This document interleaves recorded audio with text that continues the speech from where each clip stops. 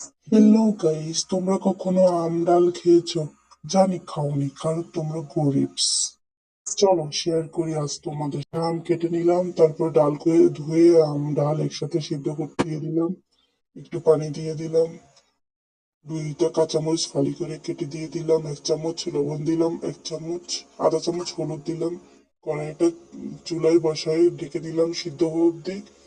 সিদ্ধ হওয়ার পরে কুসুম গরম পানি ঢেলে দিলাম। দেখুন, তারপরে ঢাকনা দিয়ে অনবরত রান্না হওয়া পর্যন্ত অপেক্ষা করলাম। দেখুন আমার ডালটা কেমন ঘন হয়ে এসেছে, টকবক টকবক করে ফুটছে। এখন পেঁয়াজ, রসুন, দুটো শুকনো মরিচ দিয়ে তেলের ভিতর দিয়ে ভাজা ডালের ভিতরে দিয়ে দিলাম ফোড়নটা।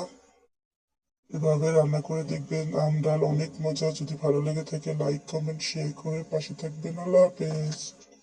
সবাই টক টক, ভালো লাগবে খেতে।